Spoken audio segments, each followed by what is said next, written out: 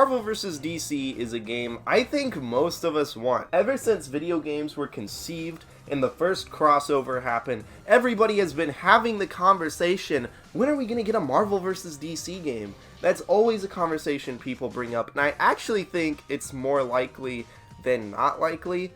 All of the Lego Marvel games were made in part by Warner Brothers, keep in mind. That's a Warner Brothers series. And this includes all of the Lego games that are based off of other Disney properties. Disney worked with Sony and is continuing to work with Sony because it makes them money, even though Sony is an active competitor in the film industry and one of the more threatening ones because they have the Spider-Man IP and a bunch of other IPs Sony keeps fucking up. Disney worked with their competitor actively because it made them money, and it stood to make them money. So why wouldn't Disney and Warner Brothers work together for a game that would be a guaranteed smash? Guaranteed one of the biggest games of the year, and guaranteed, if they do it right, to be the most financially successful superhero game of all time by a wide margin. Now today I'm not going to be talking about what this game would look like. I'm going to be talking about what genre it could be, and I specifically want to make the argument why it should not be a fighting game. Now don't get me wrong, fighting games are hype as hell, and they're one of my favorite game genres in existence. When I was younger, I spent every weekend at my friend's house playing Marvel vs. Capcom 3 and eventually Ultimate Marvel vs. Capcom 3. That's the game we played all the fucking time. And then when Injustice 1 came out, I played that game all the fucking time. I love fighting games. Don't get me wrong. I adore the genre. I think they're a great genre, and they do have advantages they would offer the Marvel vs. DC game if it happened as a fighting game. The two biggest advantages are the 1v1 scenarios, because when a lot of people talk about Marvel vs. DC, they talk about Superman versus Thor, Batman versus Captain America, Thanos versus Darkseid. And a 1v1 game allows you to make those dream matches a reality. And depending on the fighting game, you're not even limited to 1v1. If it's a 3v3 fighter like Marvel vs. Capcom, they could absolutely make it so you can play with other people online, and other people would be your teammates in that game. It could be a 6v6 game. You could involve 6 people in a single match if you really wanted to. Smash Brothers is a fighting game, and I think a platform fighter is a really viable option for Marvel vs. DC, more so than other fighters actually, because the platform fighter genre is pretty much a Smash Brothers monopoly. There's no real competition, and the biggest crossover of all time would absolutely be Smash Brothers competition, especially if it was on every console and Smash Brothers was only limited to the Nintendo Switch or the Nintendo hardware. And Smash Brothers goes up to 8 players, so it's not even like if this game happens as a fighting game, it has to be a 1v1. But for the most part, it would be, and that's a very cool atmosphere for a Marvel vs. DC game. The second big advantage a fighting game of Marvel vs. DC would have is how deep the characters are. If we compare Spider-Man from the Marvel vs. Capcom series to Spider-Man in the newest Marvel MOBA, I think both of them do a wonderful job at capturing what that character would play like in that genre. But you have so many more moves and options when you play as Spider-Man in Marvel vs. Capcom, because characters just have more moves and are, in general, more complex. And this stands to make characters feel more unique and more like how you would imagine them fighting. But that's also where the biggest disadvantage of making this a fighting game comes in. If we look at the fighting games with the biggest rosters out there, it's Smash Brothers. Tekken has a really big roster for a 3D fighter, and Ultimate Marvel vs. Capcom 3.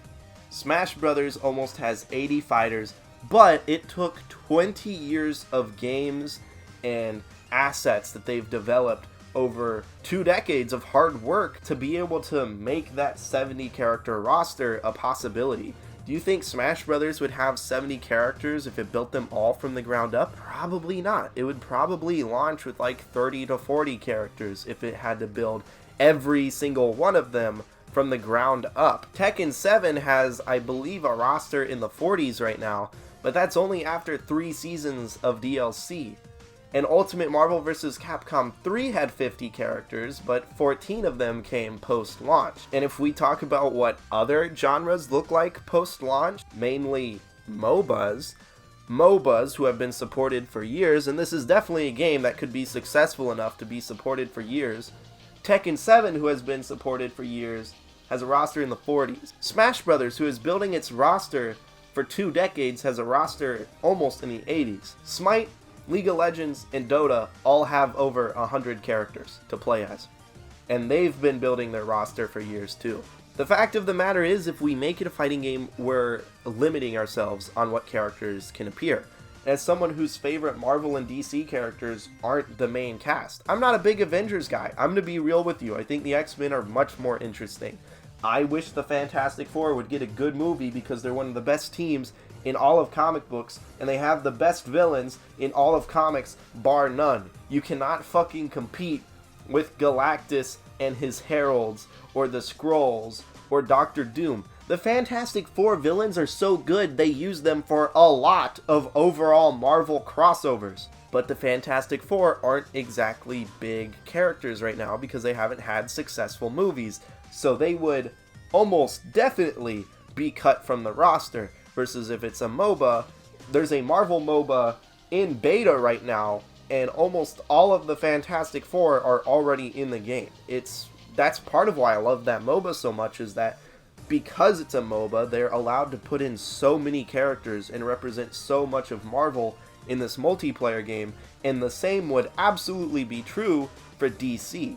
Injustice 2 has the biggest roster out of any DC fighting game. And it's not even 40 characters big. And there are a ton of fan favorites that are missing. Lex Luthor, Doomsday, Nightwing, Martian Manhunter, Ares, Sinestro, Hawkgirl, Beast Boy. The list goes on and on. There are so many characters missing from this roster, and this is a 1v1 game without a crossover. Imagine if NetherRealm made a Marvel vs. DC game. It would probably have a similar roster to Injustice 2 in the best case scenario, because Injustice 2 has the biggest NetherRealm roster of the last 10 years, since Mortal Kombat 9. And guess what? You would have less than 20 characters each to represent Marvel and DC. You are not going to be able to represent those pantheons well at all. These are universes where if you had a game with 100 characters, you would still be missing characters that people like. There are so many Marvel and DC characters, especially when you start including the villain rosters for all the heroes, and how many heroes are on these larger teams, because a lot of heroes are designed to be supporting characters. There are just so many characters. Look how big the ending scene for Avengers Endgame was. Look how many characters appear there. Keep in mind, we have no Fantastic Four or X-Men in that universe yet. Two of the most important teams, the X-Men, one of the bigger teams out of all of Marvel. And that's why I don't think it should be a fighting game, is that it would limit the roster too much. And this is probably a once-in-a-lifetime game if it does happen. And the best way another Marvel vs. DC crossover will happen is if this game is a financial success, and fighting games can be a bit of a gamble. Marvel vs. Capcom Infinite proved that you can have a popular IP attached to you, 2 very popular IPs attached to you, and still not do well if you don't make the game well. There are just better options, and I'm going to show you what that better option is, and the best option, the optimal option, and it's another MOBA. But it's not going to be those top-down MOBAs that you've seen 1,000 times before. It's going to be a third-person MOBA, and there's a lot of advantages Marvel vs. DC would have for this. Number 1, characters are easier to make, and you can have more of them. It is suddenly conceivable that this game launches with 50 characters and ends with over 100 if you make it a MOBA. All of a sudden, you guarantee that this game is a success because MOBAs are almost always free to play. Do you know how popular a free to play Marvel vs. DC game would be?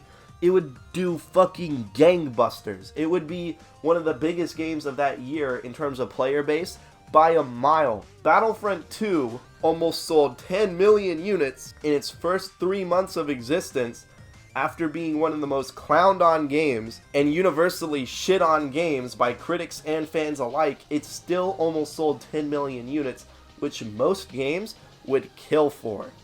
The average fighting game does not fucking sell 10 million units. The only fighting games that come close to that is Mortal Kombat and Smash, and I guarantee you that Battlefront has probably lifetime sales and units sold either met those games or has outsold them as one of the most controversial games of all time because it had a big IP attached to it.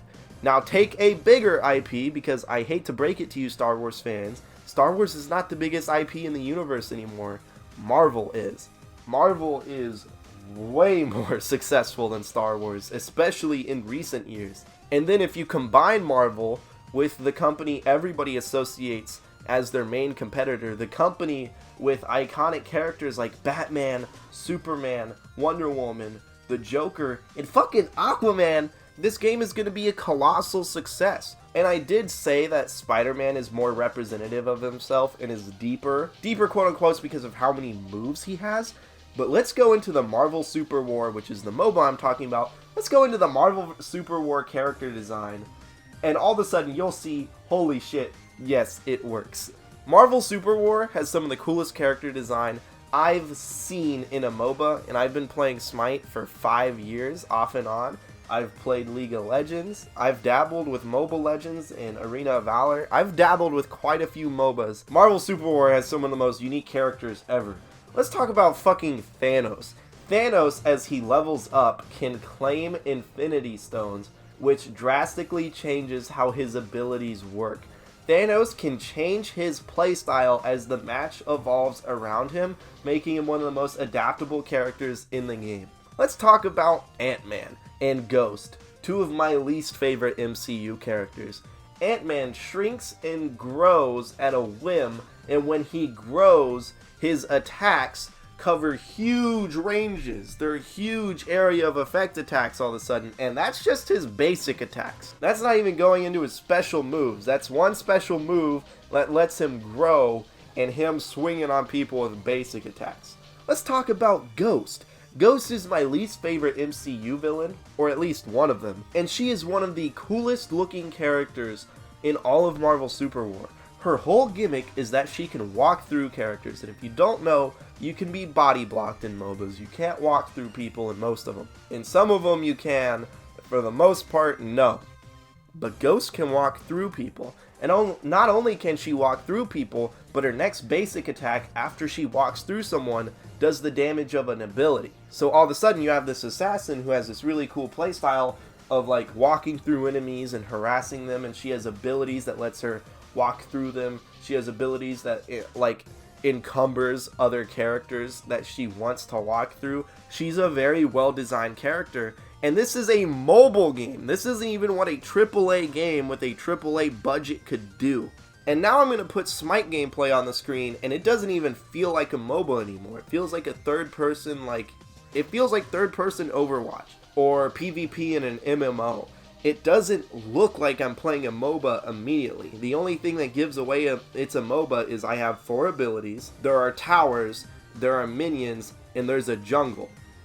And I'm playing a smaller game mode, by the way, to make it look even less like a MOBA. And guess what? I'm playing Smite on fucking console. If you make it a third-person MOBA, all of a sudden you have a free-to-play game that could be on every console at the same time. Crossplay. All of a sudden, you're not just releasing a free-to-play game on PC and maybe mobile. You're releasing a free-to-play game on PC, PS4, Xbox, Xbox Series X, PS5, Nintendo Switch. You're releasing it on all of those, and it's cross-platform. It's cross-play everything. Tell me a free-to-play, tell me that's not the best fucking situation for fans, Disney, and Warner Brothers. Tell me that's not the best situation if it's free-to-play and monetized. And I'm not talking about killing you like a mobile game would. Like in Smite, you can buy every character in the game for $30. And then the money you spend on the game after that is on skins, which admittedly can be pricey, but it's a free-to-play game, you know? Warner Brothers and Disney stand to make a killing off of that. Fans don't even have to buy the game to play Marvel vs. DC. And guess what? A lot of fans of Marvel and DC don't have fucking jobs because they're teenagers and children. Guess what? Children can choose to play a free-to-play game. They don't need to worry about buying it themselves or convincing their parents to let them buy a $60 fighting game that's coming out. Immediately, it's easier for people to get into. It is more welcoming to people. Fans win because it's a MOBA. You can include more characters. The game would probably launch with 40 to 50 in that ballpark, and over time it could easily grow to like 60, 70, 80, 90, over 100. All of the MOBAs that have been kept up with over time have over 100 characters right now. All of the big ones that have been kept up with, even Smite, which a lot of fans of the game will say is not a big game, it is not a huge development studio behind it, it's not a huge amount of money behind it, even that game has over 100 characters, it has 107, and it's adding 6 more this year. Like, fucking mind blown. That's the type of game Marvel vs. DC should be. It should be the type of game that lets you play as many Marvel and DC icons as fucking possible. It should not be the type of game where you're limited to 30. I mean, either way, but at the end of the day, that's all just my opinion. That's all just what I think. And obviously I have a bias because I've been playing Smite for fucking 5 years. And I want to get into League of Legends again. And I love the MOBA genre. Obviously I'm biased, but there's a lot of people who like MOBAs. And I think there's a lot of untapped potential with the third-person MOBA. I think Smite evolved MOBAs. I think Smite was the next step forward, and they keep making MOBAs that look like League of Legends. And it's like the third-person MOBA could be so big, they just need a big game to show why it has so many advantages. The third-person nature of Smite is the only reason why it works on consoles. A Marvel vs. DC MOBA is not what I want if it's top-down and only on computer. If it's only on PC, I don't want that game anymore. I'd rather have a fighting game because a fighting game would launch on everything. At the end of the day, I want as many people as possible to play Marvel vs. DC, and I want it to include as many characters as possible. And I think a third-person MOBA on everything is the best way to do that, especially if it's free to play like it should be. But again, this is just my opinion, and I have a lot of biases. Tell me what you think in the comments below, because obviously there are so many genres this game could be. It could be a fucking hero shooter if you want it to be. It doesn't even have to be a multiplayer game. What if it's like Marvel Ultimate Alliance, and it's just a crossover between Marvel and DC characters, and the bosses are a mix of Marvel and DC villains, and you play as a mix of Marvel and DC heroes? That could be cool. Like, there's a lot of things a Marvel and DC crossover could be if it happens, and I do think it could happen. I think the Sony and Disney relationship to keep Spider-Man in the MCU, and now Spider-Man is going to be a part and when I say Spider-Man, I mean the Tom Holland Spider-Man is going to be a part of like Venom 2 and other Sony movies. I think that relationship is proof of anything that Disney will work with a competitor if it makes money, and I hate to say it, the MOBA stands to make a lot more money than the fighting game. If Marvel and DC are both profiting a lot off of the game, they're more likely to support it for a longer time, or even make other Marvel crossovers. There's a universe where the Marvel vs. DC MOBA is so successful that they make a fighting game anyways. League of Legends is making a fighting game, there's money to be made there. It could just be extra money with this Marvel vs. DC series that they've established. But again, my line of thought is not the only line of thought. If you watched this far into the video of me just rambling about genres of video games and what Marvel vs. DC should be and what it shouldn't be, thank you. It's watch time is like the most valuable stat on YouTube and the most underrated stat. Thank you so much for watching this far. If you did watch this far, if you left a like and maybe even subscribe, that would help a ton. I'm trying to grow my channel again, so if you want to subscribe, that'd mean a ton, and I love you, I appreciate you, and if you've stuck around for this long, I love you, and I appreciate you. I hope you love this return to hypothetical gaming situations, and gaming hypotheticals in general, because that's what my channel used to revolve around. It used to revolve around me speculating over Mortal Kombat 11. It used to revolve around me coming up with characters that weren't in Battlefront 2. It used to revolve around me talking about what DLC could be in Spider-Man, PS4, like, this is something I've done before, and this is something familiar to me, and I wanted to reward the audience that has stuck with me for so long. Thank you guys. I really deeply appreciate you, and I love you. Also, if you just love my personality that much, I have a link to the Discord server in the description. Like, you click the description, you open it up, and you see all these stuff. You see what the video is about, and then, oh look, it's a Discord link. I talk in that Discord every day, and I talk about what videos I'm going to make. There's a lot of feedback I take from my Discord, so if you want, leave your feedback. If you just want to talk and hang out, we do game nights all the time. And the next one I want to do is a game called Among Us, which is stupid fun. But if any of that sounds fun or interesting to you, join the Discord. We'd love to have you. After this long segment, I'm gonna end the video now. I'll smell you guys later. Bye-bye.